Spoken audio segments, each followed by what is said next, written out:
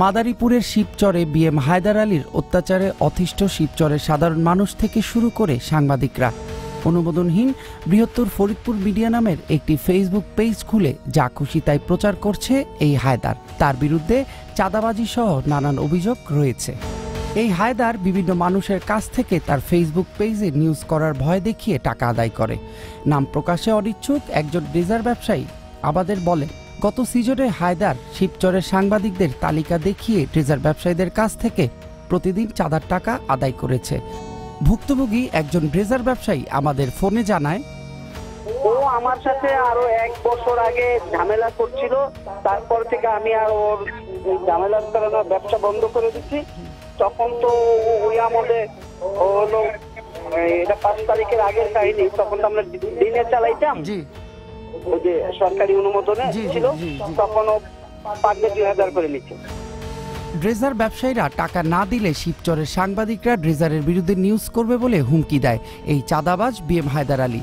অথচ ড্রেজার ব্যবসায়ীরা খোঁজ নিয়ে জানতে পারেন যে শিবচরের কোনো সাংবাদিকেই এই চাঁদার টাকা নেয় না।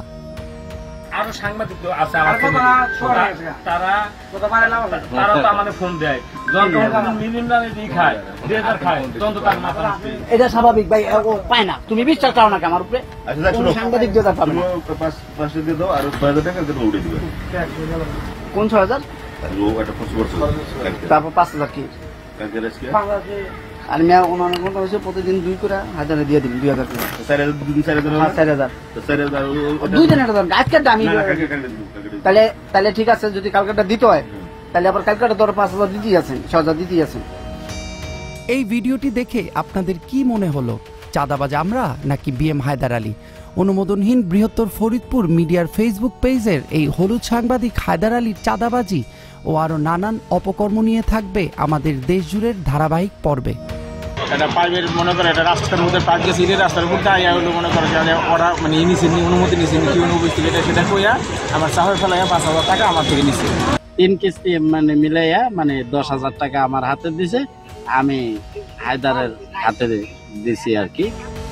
শুধু তাই নয়, 21 টেলিভিশনের দেশজুড়ে টিম এই হায়দার আলীর বিষয়ে প্রতিবেদন করতে গেলে উল্টো দেশজুড়ে টিমকে ঢাকা থেকে চাঁদাবাজি করতে এসেছে বলে তার অনুমোদনহীন বৃহত্তর ফরিদপুর মিডিয়ার ফেসবুক পেজে আমাদের চাঁদাবাজ বলে আখ্যায়িত করে এবং ইউএনওর অফিসের ভিডিও ফুটেজ তার পেজে প্রকাশ করে। অন্য একজনের মোবাইলের কথোপকথন আমাদের ওপর বলে চালিয়ে দেয়, আপনি এই মিডিয়া দিয়ে কোনো কাজ করবো না, আপনি মিডিয়া দিয়ে কাজ করবো না, তার লগে যদি সরাসরি কথা হয়ে কিছু কথা তো করে।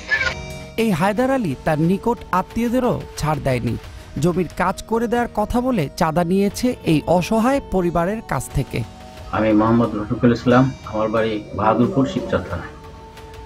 আমার একটা জমি সংক্রান্ত মামলা থাকায় আমি আমার চাচাতো শালা, আমার ওয়াইফের চাচাতো ভাই, তাকে আমি সংবাদ দিয়ে আনার পরে তার কাছে সেসব এগুলি শুনে বলে আমি দেখতেছি, আপনার কোনো চিন্তা করা লাগবে না, আমি সব দেখতেছি। তো এইসব বইলা আমার থেকে এবং থানায় একটা পরবর্তীতে জিডির মামলা ছিল, ওইখানেও এইসব কথা বইলা সেই কাজকর্ম দেখার কথা বইলা আমার থেকে সর্বমোট 4,65,000 টাকা নিয়েছে। নেওয়ার পরে আমার ওয়াইফের চাচাতো ভাই, নাম কি? মোহাম্মদ হায়দার আলী। হায়দার আলী আমার চাচাতো ভাই, কিন্তু এই সম্পর্কে হ্যার সাথে কথাবার্তা হয়েছে, হ্যার কাছে থেকে টাকা নিচ্ছে, বলছে আমি এই কাজ করে দিব। হ্যার কোনো কাজ করে দেয় না। এই টাকা নিয়েও আমি জানিও না টাকা নিছে, এই টাকা নিয়েও নষ্টর পথে ও নিয়ে গেছে আর কি, হ্যারে কোনো কাজ করে দেয় না। পরে আমি এই টাকার জন্য বাড়িতে বলছি করছি, ও মনে করেন বাড়িতে জর্গাজাটি করতে আসে আমার সাথে, ও জর্গা করতে আসে, আমি টাকা নিয়ে নেই, পাল উড়েই নিয়েছি, আমি টাকাই করে নেই, এমনই করে আর কি। সবার সাথে ও এরকম ব্যবহারই করে। আমি ডিগ্রি করছি সরকারি মোহাম্মদগঞ্জ কলেজ থেকে, আমার সাবজেক্ট রাষ্ট্রবিজ্ঞান। নিজেকে রাষ্ট্রবিজ্ঞানের ডিগ্রি পাস দাবি করা এই হায়দার আলীর অত্যাচার থেকে বাঁচতে শিবচরের সাধারণ মানুষ ও সাংবাদিক সমাজ প্রশাসনের দৃষ্টি আকর্ষণ করেছেন। মোহাম্মদ রবিউল ইসলাম রনি, দেশজুড়ে 21 টেলিভিশন, শিবচর, মাদারীপুর।